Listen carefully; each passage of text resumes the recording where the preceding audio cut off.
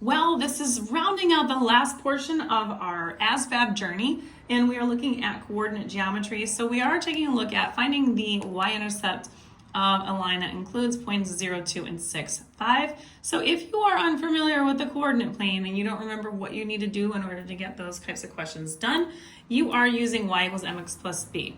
Now, what you want to do in order to find the slope, we do need to find the y-intercept. We're given two sets of points, so we can use those 2 points to figure out the slope, which is the change in your y's and then change over your change of your x's. So the change in my y's are the second terms, the second numbers. So I went from a 2 to a 5, which is a change of a positive 3.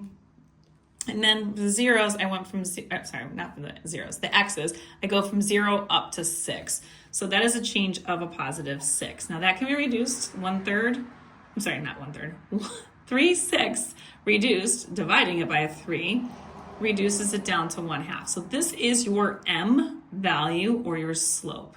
So we're gonna plug that in right here.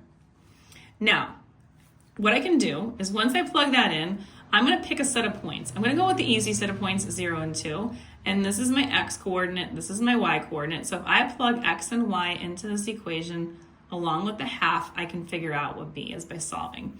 So my 2 is the y, I've got the 1/2 is my m, my x is 0, and then I'm gonna do plus b. So I'm gonna solve for b. Now obviously anything times 0 is 0. So what plus b is gonna give me 2? The answer is b would equal 2. So my y-intercept in this case would be 2.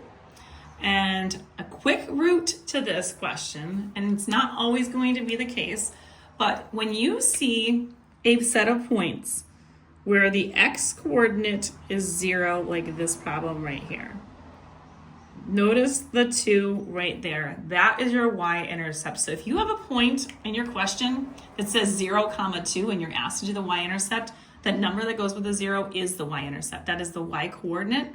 It is always the y-coordinate when your x-coordinate is 0. So that would be a faster way to do this.